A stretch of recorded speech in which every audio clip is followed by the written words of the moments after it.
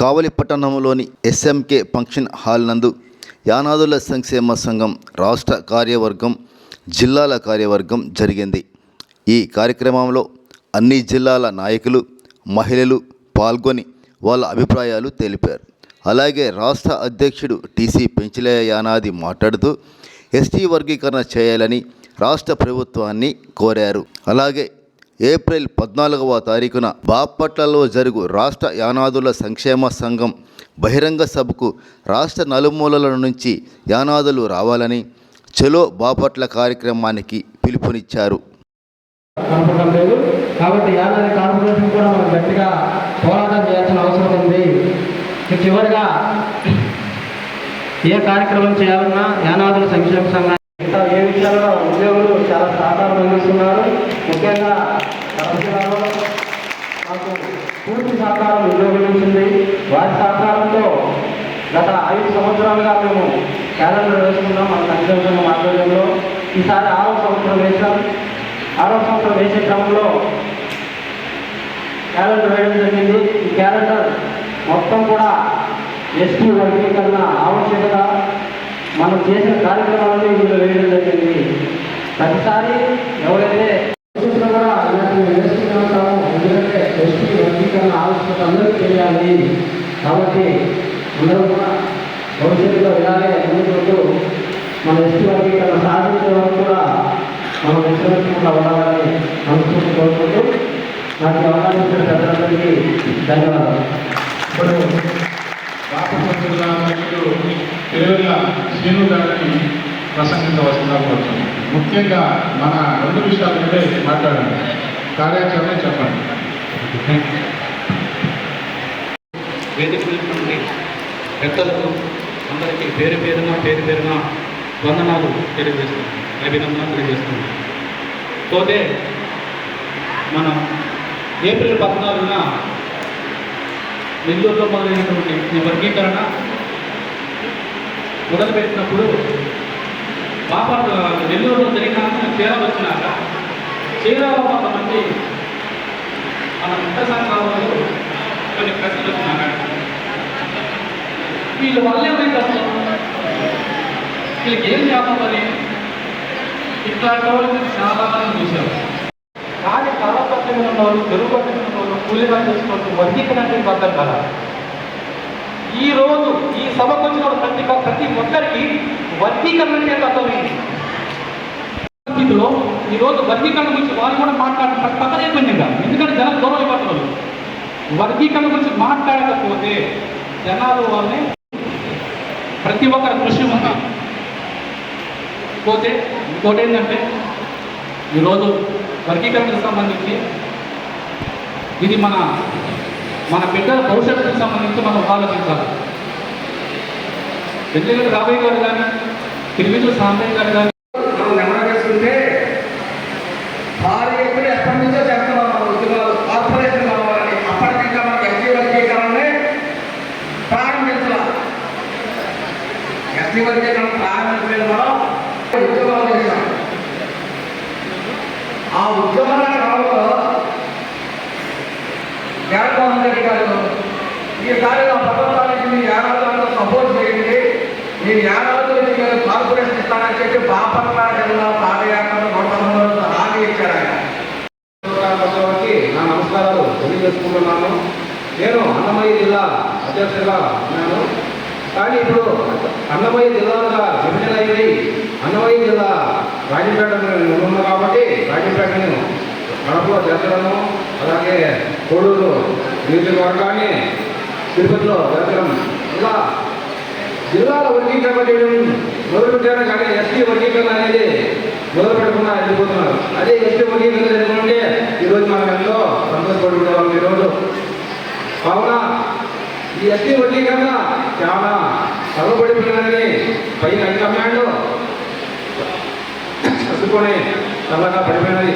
కానీ మళ్ళీ ఏప్రిల్ 14వ తేదీన మళ్ళా గుర్తు ఇచ్చి మళ్ళా వేడిగా వరకు మనము ప్రభుత్వానికి మనము కోరుకుంటున్నాము. నా పేరు ఎల్లంపల్లి పెంచలయ్య. ఇప్పుడు నెల్లూరు జిల్లా వైస్ ప్రెసిడెంట్గా పనిచేస్తున్నాను. ఇప్పుడు మనం ముఖ్యంగా ఈ సమావేశం కొంతమందికి తెలియకపోవచ్చు. ఇది అజెండా ఎస్టీ వర్గీకరణ ప్రత్యేక కార్పొరేషన్పై మనం పోరాడుతున్నాం. ఇది ఎన్నోసార్లు కొన్ని గూడూరు, నెల్లూరు, కావలి, గుంటూరు పెద్ద ఎత్తున భారీగా మన అనాథులతో మీటింగ్లలో చాలా ఎత్తున పాల్గొన్నాం. ఇప్పుడు జరగబోయే బాపట్ల ఏప్రిల్ 14వ తారీఖున అజెండాగా భారీ ఎత్తున ఉద్యమం కొనసాగించాలని కోరుతున్నాం. Okay okay, thank you. ఏంటంటే ఈరోజు మీటింగ్ ఉద్దేశం ఏంటంటే ఎస్టీ వర్గీకరణ జరగాలి అని అనుకుంటున్నాం. వర్గీకరణ ఎన్ని రకాలు అంటే ఎస్టీలో ఎన్ని కులాలు ఉన్నాయో చూసి ఏ ఫస్ట్ వర్గం ఏంటి, రెండో వర్గం ఏంటి, మూడో వర్గం ఏంటి చెప్తారు. ప్రభుత్వం నిర్ణయిస్తుంది. దానివల్ల పిల్లలకు సీట్లు, ఉద్యోగంలో రిజర్వేషన్లో మన కులానికి ప్రాధాన్యత రావడమే ఒకటి కాకుండా గ్రామాల్లో రాబోయే రోజుల్లో పంచాయతీ బోర్డు ఎలక్షన్ జరుగుతుంటాయి. ఆ ఎలక్షన్స్లో ward member, sarpanch, MPP, ZPP ఇటువంటి పోస్టుల్లో యానాదులు కూడా అవకాశం ఇవ్వాలి అని వర్గీకరణ అడుగుతున్నారు. అదొకటే వర్గీకరణ ఎందుకు అడుగుతున్నారు యానాదులని? ఇంతకుముందు ఎస్టీలందరూ ఒకటే కాబట్టి బలమున్న లంబాడీస్, బలమున్నటువంటి ఎరుదుల వారు లాక్కుని పోయారు. మనం చూస్తూ ఉన్నాం. మన కాలనీ ఉంటుంది, పెద్ద కాలనీ 150 గంటలు ఉంటాయి. అక్కడ ఒక్కడే ఒక లంబాడీ ఉంటాడు. ఆ ఒక్క లంబాడీకి పోటీ చేస్తాం. మనం పోటీ చేయం. మనకి ఏ గవర్నమెంట్ కూడా, ఏ పార్టీ కూడా సపోర్ట్ చేయదు. ఎందుకంటే ఈ 150 మంది కలిసి ఒక్కరోజు జై అన్నది అన్నమా, జై అంబేద్కర్ అన్నమా అల్లే కాదు కూర్చొని ఉన్నాం. అందుకనే మనకి ఇవ్వరు. కాబట్టి రాబోయే రోజుల్లో మీకు మంచి ఆసక్తి ఉంటే మన యానాది కులం తరఫున మీరు ఒక వార్డు మెంబర్స్గా, ఒక సర్పంచులుగా, ఒక ఎంపీపీలుగా, ఒక జెడ్పీటీసీలుగా పాల్గొనే అవకాశం వస్తుంది అన్న విషయాన్ని వర్గీకరణలో. రెండవది యానాది కార్పొరేషన్ కావాలి అని అడుగుతున్నాం. ఎందుకు అడుగుతున్నాం? యానాది కార్పొరేషన్ అంటే ఏంటి, దాన్ని ఎందుకు అడుగుతున్నారు అని మీకు తెలియకపోతే మీరు పక్క వాళ్ళు చెప్పలేరు, మన ఊళ్ళో వాళ్ళు చెప్పలేరు, మీ బంధువులు చెప్పలేరు, ఈ మీటింగ్లో ఏం చర్చించారో మీరు చెప్పలేరు. అనేక జిల్లాల వాళ్ళు వచ్చారు. చాలా బాగా జరిగింది. మంచి మీటింగ్ జరిగింది. బాగా అన్నం పెట్టారు. మేము బాగా తిన్నాం, బాగా వచ్చాము. వద్దాం, నథింగ్. అది కాదు. మీరు ఎడ్యుకేట్ అవ్వాలి, మీరు తెలుసుకోవాలి. మీరు తెలుసుకుంటేనే పక్క వాళ్ళు చెప్పగలరు, ఇంకో వాళ్ళు చెప్పగలరు, మీ భర్తలకి, పిల్లలకి చెప్పి ఈ మీటింగ్ పంపించగలరు. అదేంటంటే కార్పొరేషన్ అంటే యానాది కార్పొరేషన్ ఉండొచ్చు, ఎరుకల కార్పొరేషన్ ఉండొచ్చు, లంబాడి కార్పొరేషన్ ఉండొచ్చు. మన ఎస్టీలోనే ఉన్నటువంటి వర్గాల వారికి ప్రత్యేక కార్పొరేషన్ ఇచ్చినప్పుడు ఒక్కొక్క జిల్లా అంటే రాష్ట్ర వ్యాప్తంగా ఒక 100 కోట్లు యానాది కార్పొరేషన్కి ఇచ్చారనుకోండి. బాగా వినండి, ఇది సబ్జెక్ట్. అసలు సబ్జెక్ట్ ఇదండి. ఈ సబ్జెక్ట్ ఉన్నపోతే మీకేం అర్థం కాదు. వచ్చామా పోయామా అదొద్దు. అయితే యానాది కార్పొరేషన్లో రాష్ట్ర వ్యాప్తంగా 100 కోట్లు ఇచ్చారు. Yanadi corporation chairman KC Penchalaiah అవుతుడు అనుకోండి. అయినప్పుడు కేసీ పెంచలయ్యకి 100 కోట్లు ఇస్తే ఒక్కొక్క జిల్లాలో అంటే నెల్లూరు జిల్లాలో 60% ఉన్నారు కాబట్టి వాళ్ళకు ఒక 20 కోట్లు ఇవ్వచ్చు, ఇచ్చారు. నెల్లూరు జిల్లా అయిపోయింది. బాపట్ల జిల్లా ఉంది, అక్కడ ఒక 60%, 70% ఉన్నారు. వాళ్ళతో 15 కోట్లు ఇచ్చేస్తారు. రేపు కడప జిల్లాలో ఉన్నారు, వాళ్ళకు ఒక 20 కోట్లు ఇచ్చాయి. అక్కడ ఒక గుంటూరు జిల్లా ఉంది, అక్కడ 10 కోట్లు ఇచ్చాయి. అక్కడ కృష్ణా జిల్లా ఉంది, ఒక 5 కోట్లు ఇచ్చాయి. అక్కడ నెల్లూరు మన కృష్ణా జిల్లా అవతల తూర్పుగోదావరి, పశ్చిమ గోదావరి జిల్లా ఉన్నాయి, ఒక్కొక్క 5 కోట్లు ఇచ్చేయండి. అంటే జిల్లాకి కొన్ని కోట్లు యానదోడకి వస్తుంది. ఆ పెద్దలే గారు ఒక ఆపు చేస్తారు, వచ్చేస్తుంది. ఆ జిల్లా కలెక్టర్ మళ్ళీ ఆ జిల్లాలో ఉన్న యానాదులందరినీ పిలిచి రిక్షా తొక్కే వాళ్ళు ఎంతమంది, ఆటో నడిపేవాడు ఎంతమంది, చేపలు అమ్మేవాడు ఎంతమంది, వల్ల కావాల్సింది ఎంతమందికి, చిన్న పొట్లు పెట్టుకునేవాడు ఎంతమంది, తాగుడు పండ్లు లాగేవాడు ఎంతమంది, వీళ్ళని తెలుసుకొచ్చి వాళ్ళకి ఒక్కొక్కడికి ఆ జిల్లాలో ఒకడికి 5,000, ఒక 10,000, ఒక 50,000, ఒక 1,00,000 ఇస్తారు. అంటే ఆ వచ్చిన 5 కోట్లని 20 కోట్లని 30 కోట్లని పంచుతారు. అంటే ఒక కార్పొరేషన్ యానాదులకు వస్తే ఏం జరిగింది అన్నది మీకు తెలిస్తే ఇవాళ ఈ మీటింగ్కి వచ్చిన వాళ్ళకి అది అర్థమవుతాయి. దానికోసం మీరు పోరాటం చేస్తారు. దానికోసం రేపు మరి ఏప్రిల్ 14న మనకి బాపట్లలో పెద్ద మీటింగ్ చెప్పాలనుకుంటున్నాం. ఆ రోజు మన సీఎం గారిని నమ్మన్నాం. సీఎం గారు రాకపోతే ఇంకెవరు పంపిస్తారు, ప్రభుత్వం నుంచి ఒక ప్రతినిధి మన దగ్గర వచ్చాడు. ఆ రోజు మళ్ళీ మనం కొన్ని లక్షల మంది పోగై దీన్ని చర్చించి గవర్నమెంట్ని ఒప్పించి గవర్నమెంట్ దిగిపోయే లోపల యానాది కార్పొరేషన్ సాధిద్దాం. దాని తర్వాత మనకి రిజర్వేషన్లో ఈ ఎస్టీ రిజర్వేషన్ వర్గీకరణ జరగాలనుకుంటున్నాం. అది సింపుల్ విషయం కాదు. పెద్ద పెద్ద పోరాటాలు చేస్తే, పెద్ద పెద్ద విజ్ఞాపనలు చేస్తే, పెద్ద పెద్ద మంత్రులు కలిస్తే జరిగింది. అది పెద్దలే గారికి ఆ ప్రధాన కట్ట వేస్తాం. ఎమ్మెల్యేలు లాక్కొస్తావా, ఎంపీలు లాక్కొస్తావా, మినిస్టర్లు లాక్కొస్తావా. మాకు ఆ కడప జిల్లా నుంచి మంచి మిత్రులు వచ్చారు, చాలా బ్రహ్మాండంగా వచ్చారు ఈ రోజున.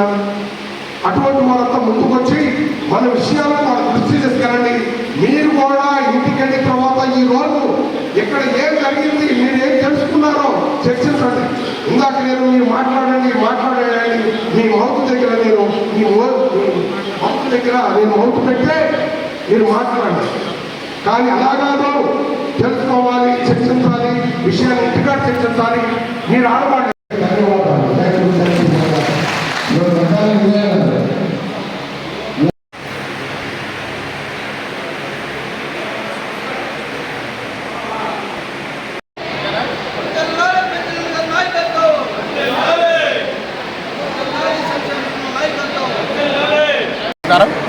నా పేరు వల్లూరు పెంచులయ్య, యానాదుల సంక్షేమ సంఘం రాష్ట్ర అధ్యక్షుడు. ఏదైతే ఈరోజు కావలిలోనే ఎస్ఎంకే కన్వెన్షన్ హాల్లో యానాదుల సంక్షేమ సంఘం రాష్ట్ర కార్యవర్గ సమావేశాలు నిర్వహిస్తూ ఉన్నాం. ఈ సమావేశానికి రాష్ట్రంలోనే ఉండేటువంటి అన్ని జిల్లాల నుంచి యానాదుల సంక్షేమ సంఘం నాయకులు, కార్యకర్తలు హాజరయ్యారు. ఏదైతే ఈ సమావేశంలో ప్రధానంగా 2 అంశాల మీద చర్చించాం. ఒకటి యానాదులకు ప్రత్యేక కార్పొరేషన్, 2 ఎస్టీ వర్గీకరణ. ఈ 2 విషయాల మీద చర్చించి పలు తీర్మానాలు చేయడమైనది. ప్రధానంగా ఏదైతే ఎస్టీ వర్గీకరణ, యానాదులకు ప్రత్యేక కార్పొరేషన్ ఇవ్వాలని చెప్పి కోరుతూ వచ్చేటువంటి ఏప్రిల్ 14వ తేదీన బాపట్లలో ఎస్టీ వర్గీకరణ కోసం యానాది గర్జన సభను నిర్వహించాలని చెప్పి తీర్మానించడమైనది. ఏదైతే కూటమి ప్రభుత్వమో ఎన్నికలకు ముందు యానాదులకు ప్రత్యేక కార్పొరేషన్ ఇస్తామని చెప్పి హామీ ఇచ్చి 2 సంవత్సరాలు గడుస్తున్నా ఇంతవరకు కూడా ఎలాంటి చర్యలు లేవు. అందుకని ఏదైతే కూటమి ప్రభుత్వము వెంటనే యానాదులకు ప్రత్యేక కార్పొరేషన్ ఇవ్వాలని చెప్పి కోరుతూ ఉన్నాం. ఏదైతే కార్పొరేషన్ సాధన కోసం ఏప్రిల్లో ఉద్యమాన్ని స్టార్ట్ చేసాం. అలాగే ఎస్టీ వర్గీకరణ, ఏదైతే ఈ రాష్ట్రంలో 34 తెగలు గిరిజనులు ఉన్నారు. అందులో అత్యధిక జనాభా యానాదులు. ఏదైతే వెనకబడినటువంటి జనాభా కూడా యానాదులే. అందుకని ఏదైతే ఎస్టీ వర్గీకరణ ద్వారా మాత్రమే యానాదులకు ఏదైతే భవిష్యత్తు ఉంటుంది, యానాదులకు న్యాయం జరుగుతుంది అనేటువంటి ఉద్దేశంతోనే ఈ యొక్క ఎస్టీ వర్గీకరణ ఉద్యమాన్ని ప్రారంభించాం. ఏదైతే గౌరవ సుప్రీంకోర్టు గత ఆగస్టులో ఎస్సీ ఎస్టీ వర్గీకరణను ఆయా రాష్ట్ర ప్రభుత్వాలు చేసుకోవచ్చని చెప్పి ప్రకటించింది. కానీ ఏదైతే ఈ రాష్ట్రంలో ఉండేటువంటి కూటమి ప్రభుత్వము ఎస్సీలు వర్గీకరణ చేసింది, ఎస్టీ వర్గీకరణ మాత్రం ఇంతవరకు చేయలేదు. అందుకని ఈ ఎస్టీ వర్గీకరణ కూడా ప్రధానంగా యానాదులకు మాకు అవసరం అని చెప్పి మేము భావిస్తూ ఉన్నాం. ఎందుకంటే జనాభా పరంగా మొదటి స్థానంలో ఉన్నటువంటి మేము అభివృద్ధి విషయంలో వెనకబడి ఉన్నాం.